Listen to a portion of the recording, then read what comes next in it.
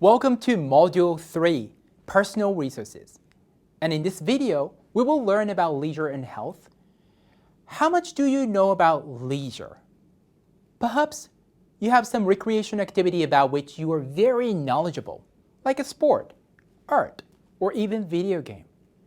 Although that knowledge is definitely your asset, we are wondering how much you know about leisure in general.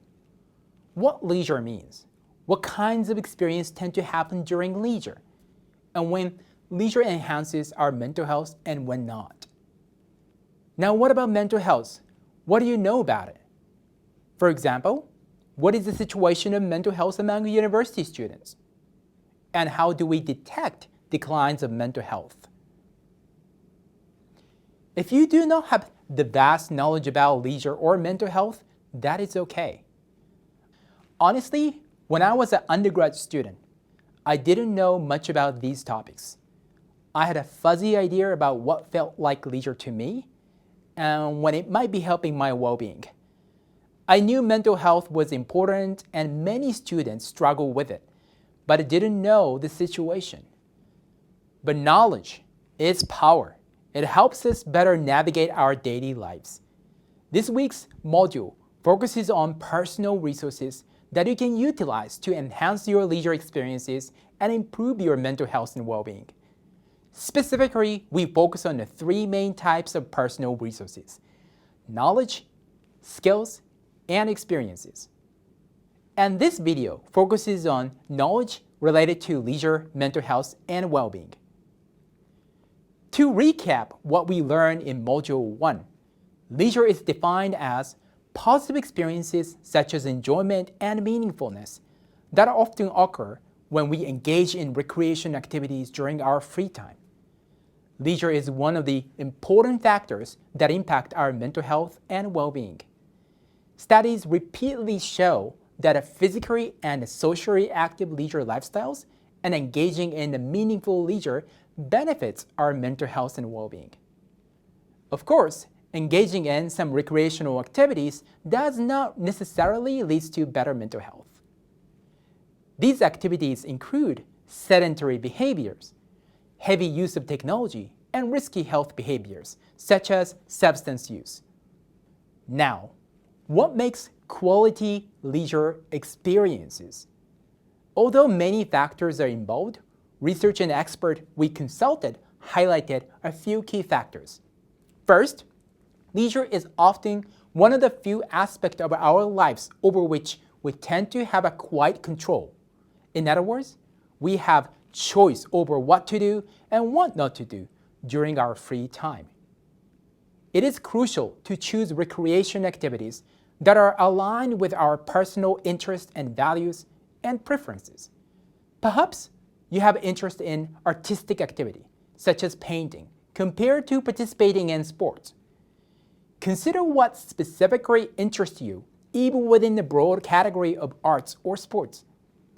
Such self-chosen and self-initiated recreation activities would help you feel self-determination, which is a key contributor to well-being.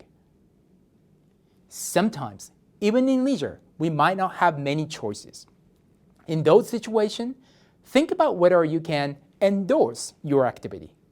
For instance, I may be told to exercise by doctor to control my weight and improve my health.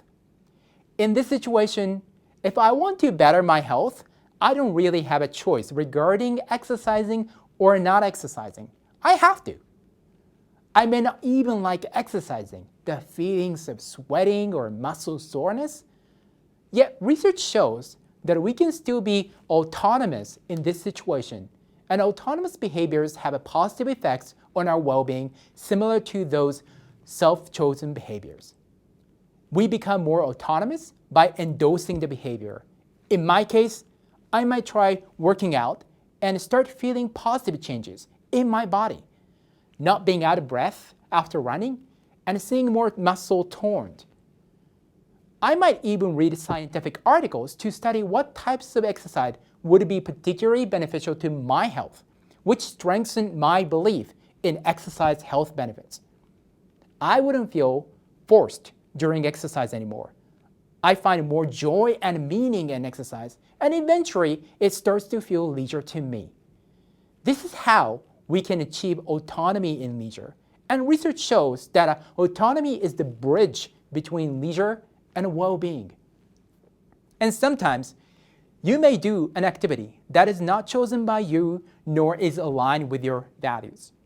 Neither choice nor autonomy is possible. It happens, and that's fine. You learn that the activity is not really for you, and that would help you in the future. The above discussion of choice also relates to another valuable concept, internal locus of control. This is a belief that we feel we have a control over what's happening in our life.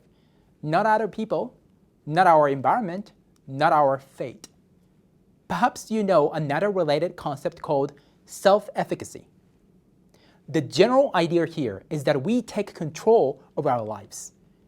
Through choosing and doing various recreation activities, we develop a sense of control over our leisure life. And that sense of control in leisure often has ripple effects on other domains of our lives. In the following videos in this module, we discuss skills and experiences related to leisure. We hope that you enhance your internal locus of control in leisure through this module. We also want you to expand your knowledge about mental health, which is another key topic of this online program. Again, to recap what we learned in Module 1, we defined mental health by following WHO's definition: a state of well-being in which an individual realizes their own abilities, can cope with the normal stresses of life, can work productively, and are able to make a contribution to their community. To begin, we would like to remind you that struggling with the mental health is not an uncommon experience among university students. For instance, the 2019 national survey with over 55,000 students in Canada reported that 88% felt overwhelming anxiety and 52% were too depressed to function at least once over the past 12 months. However, only 24% and 19% of students sought out diagnosis or treatment by a mental health professional for anxiety and depression, respectively. It is important to understand our mental health situations and seek professional support if needed. Many people experience mental health challenges, and you're not alone. What are signs of mental health challenges? For example, the American Psychiatric Association lists the following: dramatic changes in sleep or eating patterns, declines in personal care and hygiene, withdrawal from social networks, decreased interest in activities one enjoyed before, dramatic changes in mood, unusual declines in functioning at school and work, trouble with concentrating, remembering, and logically thinking. If we notice that these things are happening to us, talking to our mental health professional is a critical step towards better mental health. Also, our current and past traumas, including experiences related to racism and childhood abuse, can lead to mental health issues. In this situation, professionals who have expertise in these areas are particularly helpful for our well-being.